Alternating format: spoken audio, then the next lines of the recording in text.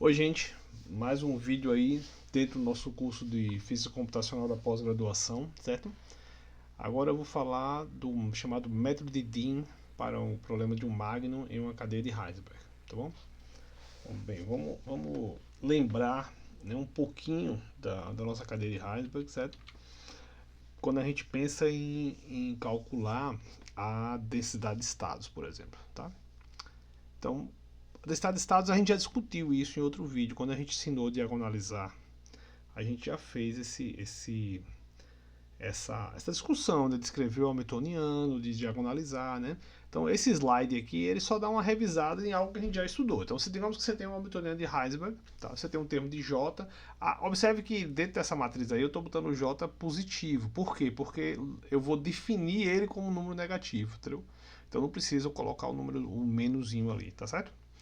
E o termo diagonal, que são esses epsilons aí, já são a soma dos j's, como a gente já discutiu aí do nosso curso, né? Beleza? Então isso aqui é a matriz de o j sendo negativo e o epsilon sendo a soma dos j's vizinhos, né? Do j em módulo, isso é a matriz de Heisenberg do problema de um Magnum, tá bom? Então, como a gente obter estado de estado? Formalmente, a gente já fez isso usando a técnica da diagonalização. A gente escreve o hamiltoniano e resolve a equação secular, que é a equação 1, que é basicamente diagonalizar o hamiltoniano. Então, isso a gente já fez, já tem aí, quem não assistiu, tem aí como você escrever o hamiltoniano para o problema de Heisenberg, de um Magnum, e diagonalizar. A gente já fez isso, tá bom? Agora eu vou apresentar aqui para vocês uma outra maneira, que é o chamado método de Dean, que é um método de álgebra linear, sendo que ele foi bastante usado pelo Dean no começo lá da década de 60, 70, acho que por aí. E aí a galera acabou batizando como método de Dean. Então qual é a ideia? Né? A ideia é o seguinte: você tem esse determinante aí, né, que é basicamente a equação secular, e você pode meio que escrever um determinante parecido com esse de uma forma geral, que é essa função g aí, tá? Essa função g é exatamente o mesmo determinante, sabe? Sendo que você pode ir mudando a ordem. Você pode ir mudando a ordem aí do seu determinante. Você pode ter um de ordem 0, um de ordem 1, um de ordem 2, de ordem 3. O de ordem n é a nossa equação secular, se você estiver considerando uma cadeia com n spins, tá bom?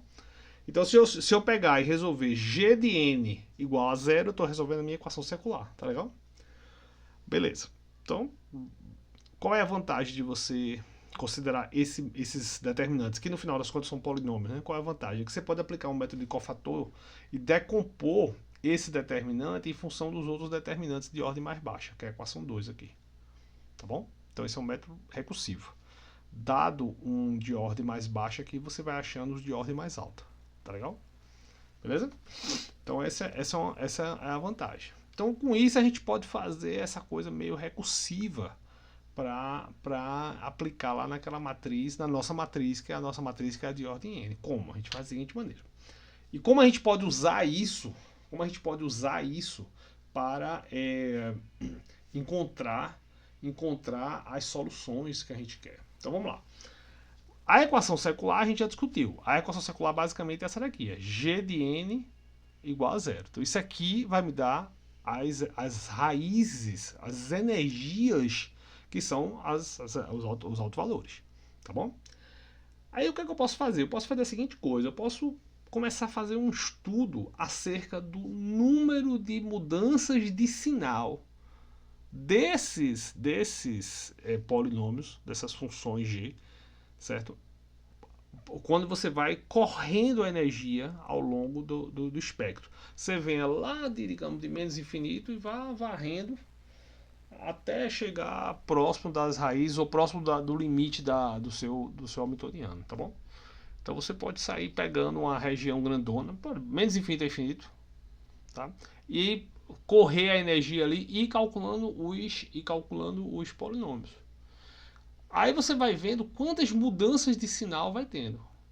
Se tem uma mudança de sinal, quer dizer o quê?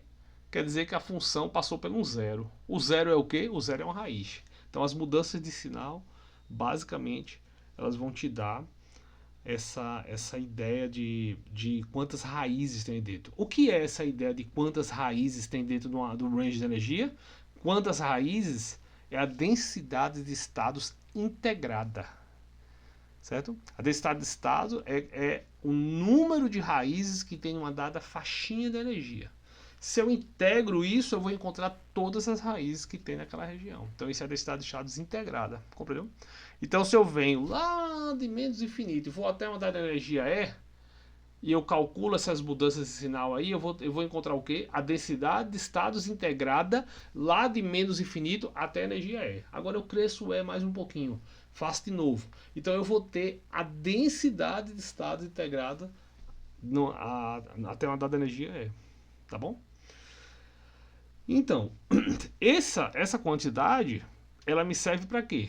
Me serve para calcular a densidade de estado. O que é que eu faço? Eu faço uma derivada da densidade de estados integrada. Fazendo a derivada de estado integrado, eu encontro o que? A densidade de estados. Tá bom? Sendo que a gente não vai rodar a relação 2 mesmo. A gente vai pegar, dividir a relação 2 pelo último polinômio e vai encontrar essa relação 4 aqui.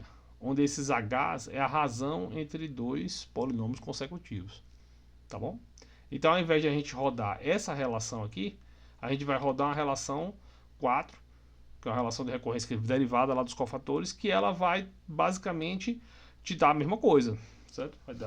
Vai basicamente dar a mesma coisa. A diferença é que a gente vai ter que contar, não agora a mudança de sinal, mas sim quantos números negativos tem nessa série 4. Então, cada vez que o H for negativo, quer dizer o quê? Quer dizer que você passou por uma mudança de sinal, tá bom? Então é isso. Então a gente precisa, né, fazer esse tipo de análise, entendeu? Esse tipo de análise. A gente precisa rodar essa relação 4 e ver quantos números negativos tem aí. Aí quantos valores negativos vai ter nesse H, quer dizer o quê? Quer dizer que a razão entre dois polinômios ali, você vai estar tendo uma mudança de sinal, tá bom? E aí com isso você vai estar encontrando uma solução. Tá bom, gente? Então essa digamos, a técnica de DIN para calcular a densidade de estado integrado. Então uma vez que você faz essa técnica, você calcula a densidade de estado integrado, guarda ela num arquivo de dados, num vetor, e deriva. Derivando, você encontra o quê? A densidade de estados. Qual é a vantagem desse cálculo? Por que eu não parto logo daqui? Por que eu estou fazendo essa rodeio todinha? Por que eu não parto logo dessa matriz aqui e diagonalizo? Lembre, diagonalizar é usar um desses métodos de álgebra linear aí. Você pode desenvolver um, ou você pode usar os que tem pronto, Weisbach, Laplace. Esses métodos eles são bons, mas eles são lentos e são limitados a matrizes pequenas. Matrizes de 10, 15, 20 mil no máximo, né? 30 mil por aí. Já esse método, como é recursivo, basicamente a gente precisa simplesmente, certo? Fazer rodar uma relação recursiva. Você starta, por exemplo, esse cara aqui como 1, calcula o próximo. Pega esse próximo, coloca aqui e fica rodando essa relação recursiva. Você pode fazer para 1 milhão de spins, 2 milhões de spins e roda rápido, entendeu? Então é isso. Então a gente vai rodar essa relação 4, coletar os valores negativos, e aí os valores negativos vão dar para a gente esse número de soluções que tem numa dada daquele range, e aí depois a gente deriva essa densidade de estado integrado e encontra esse estado de status. Ficou claro aí, gente? Beleza? Então vamos pro programa, né? Então vamos sair daqui e vamos pro programa. Tá aqui, ó. Programinha. Começa parecido com aquele programinha que a gente fez lá para matriz de transferência, entendeu? Tem aquelas mesmas. Lembra que nos outros vídeos aí, isso aqui são os valores de J, isso aqui é aquele termo de epsilon, que é o termo diagonal, né? Aí eu tenho algumas matrizes que eu vou usar aqui. Eu tenho o I2, que eu quero guardar o I2. Eu quero guardar as energias que eu vou considerar. E depois que eu tiver o I2, eu preciso calcular a densidade de estados, né? Beleza? Então é isso que a gente vai fazer. Então vamos lá. Então eu entro com o tamanho, entro aqui com a semente do gerador de número aleatório, abro um arquivo de dados aqui, né? Starto aqui a semente, aí começo a gerar o potencial. Como é que eu faço? Primeiro eu gero o potencial, aquele mesmo potencial do outro vídeo, de 1 a 2, positivo. Crio a diagonal, que é aquela soma. Aí depois que eu faço isso, eu torno o J negativo, tá bom? Beleza? Então o meu hamiltoniano ele tem J negativa e a diagonal a soma dos J, sendo né, os J em módulo. Né? Beleza? Pronto, então tá tudo definido. Agora vem aqui um loop da energia. Tá? Acho que aqui tá muito, eu acho. Um loop na energia. Beleza? E aí o que é que eu faço agora? Eu vou fazer esse loop na energia, ele vai variar a minha energia aqui. Ó. Ele vai variar a minha energia de um dado valor até outro, para poder a gente fazer essa estimativa do número de soluções que tem naquele range de energia. Tá bom? E aí eu preciso também agora fazer o quê? Um loop em I, porque eu vou rodar uma relação de recorrência onde o I vai de 1 até N. Eu vou rodar em todos os spins da rede. Então, o que é que eu faço? Loop. Nem precisava ser até N mais 1, só até N mesmo aqui. Então, eu faço um loopzinho aqui de 1 até N. Né? Aí, quem é a relação de recorrência? Aí eu defini duas variáveis. Um é o HH0. Quem é o HH0? O HH0 é esse carinha aqui. Ó. Esse que está aqui embaixo. Entendeu? Aí eu vou definir também o outro cara que é o HH1. Quem é o HH1? HH1 é esse carinha aqui. Beleza? Então eu começo com esse HH0 igual a 1, que é como se eu estivesse pegando o spin 0 lá. Aí eu defino ele como sendo 1. Aí eu rodo, olha a relação de recorrência aqui. Epsilon menos E menos J ao quadrado. Menos J ao quadrado. Tá bom? Aí pronto. Rodei. Aí você vai esse teste aqui. Se esse cara for negativo, tá bom? Né? Se esse cara for negativo, por que tem que ser negativo, né? Porque ó, esse H é a razão de dois polinômios, do valor de dois polinômios. Se esses dois polinômios são positivos, a razão é positiva. Se os dois são negativos, a razão é negativa. Então, não houve passagem pelo zero. Agora, se um é positivo e o outro é negativo, houve uma mudança de sinal entre os coisas. Isso vai dar uma razão negativa. Compreendeu? Então, quando o H é negativo, indica que houve essa mudança de sinais entre os valores dos polinômios. Então, se esse H1 for negativo, quer dizer o quê? Temos uma solução naquele range ali. Aí somo do I2 aqui. Somo do I2. Tá bom? Aí esse I2 eu já zero ele aqui. Ó. Tá vendo? Beleza? Pronto. Fechei o loop. Que loop? Fechei esse if, que é esse condicional. Aí venho aqui agora, fecho o loop.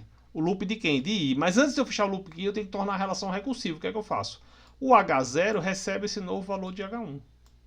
Aí pronto. Ou seja, eu peguei o valor que eu encontrei aqui, coloco aqui e vou rodar a relação de recursiva de novo. Beleza?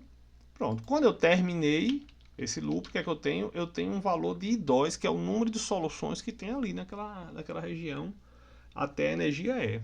Tá certo? Né? E agora? Eu preciso guardar isso. Aí eu fiz um sistema que eu vou guardar. Eu coloquei um contador aqui.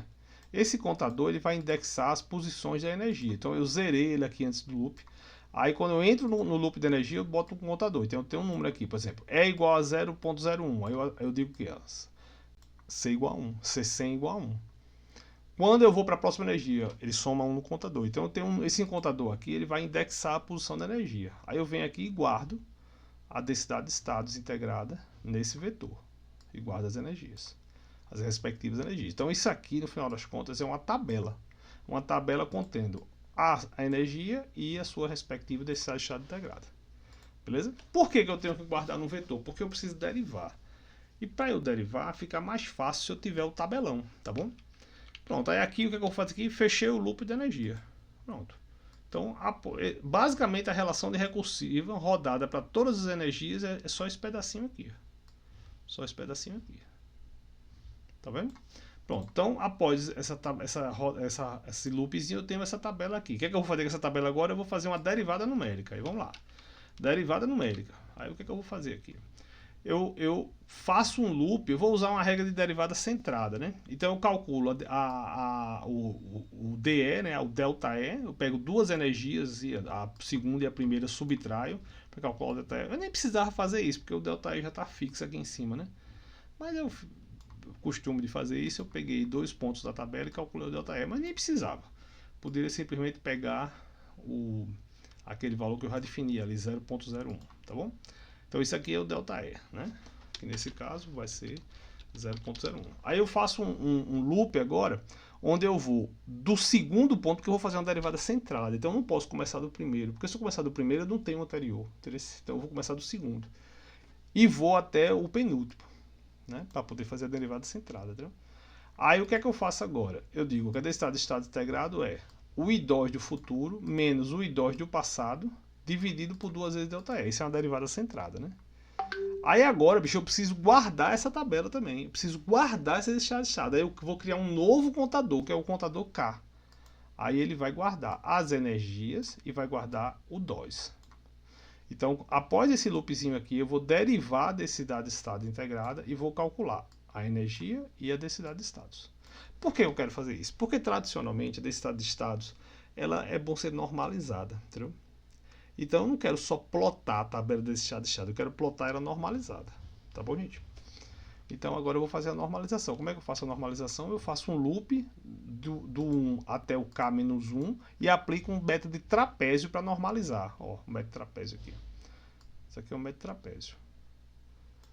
Eu zero aqui esse AUX, que isso aqui vai ser a norma, né? A norma da DOS, tá? Norma da DOS. E aí eu faço o método de trapézio.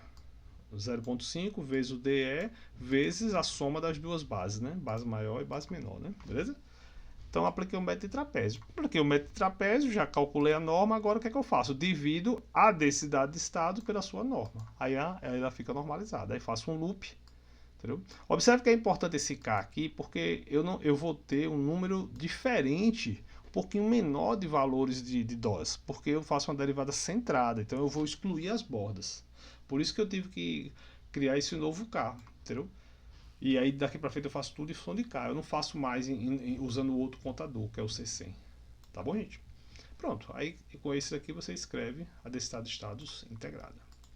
Densidade de estados normalizada, desculpe. Então vamos lá, né? Vamos compilar aqui, certo? Epa, GCC, GCC DOS Magnum, né? Aí vamos lá, D. Aí eu vou botar bem grande aí para vocês verem, 1 milhão. Tá bom? Vocês vão ver que rapidamente ele vai terminar. Vou fazer outra amostra também, só para vocês verem que tem umas pequenas flutuações. Ó, já terminou. O primeiro já terminou. Tá vendo? Ver como é que fica bonitinho. Ó, aí, testado de estados aí. Tá vendo? Aí vamos ver se está normalizado. Tu vem aqui no Grace, no Data, Transformation. Aí tem aqui integração. Aí tu bota aqui só integração, né? Somar apenas. 1. Tá vendo aqui 1? Então está integrado, né? Então a densidade de estados, desculpa, essa está normalizada, integrado não, está normalizado, perdão. Então é uma densidade de estados normalizada. Beleza? Eu fiz duas amostras só para vocês verem aqui que elas mudam o cabelinho, mas muito pouco, né? Muito pouco, né? Beleza? Esse termo aqui é interessante, né? É um pouco de alguns detalhes. Você pode observar que aqui nessa região é uma região onde tem um ruídozinho maior, tá vendo? Uma flutuaçãozinha. E aqui ele é menos, flutua menos. Estão percebendo que aqui flutua menos nessa região aqui? Que é a região perto de zero, né? Vocês estão percebendo? Essa regiãozinha aqui flutua pouca. E o número de pontos é o mesmo. Se você for botar aqui, o número de pontos é o mesmo. Quer ver? O número de pontos que tem aqui é o mesmo número de pontos, assim, proporcionalmente, que tem aqui. Entendeu? É basicamente a mesma proporção. Por que que aqui é mais suavezinho e aqui é menos suave? E aqui é um pouquinho mais ruidoso, né? Você tem que lembrar lá daquele outro vídeo que eu fiz sobre comprimento de localização. Lembra que o comprimento de localização diverge nessa região? E quando os estados têm maior comprimento de localização, a densidade de estados ela vai ficando um pouquinho mais suave, entendeu? Porque você vai ter uma organização característica dos estados que acaba tendo uma densidade ali mais suavezinha, entendeu? Já na região onde o comprimento de localização é menor, existe uma organização diferente dos autoestados. Os modos se aglomeram de uma forma diferente e aí a densidade de estado acaba ficando um pouquinho mais ruidosa. Beleza? Isso também vai impactar numa outra medida, que é a medida da separação dos estados. Entendeu?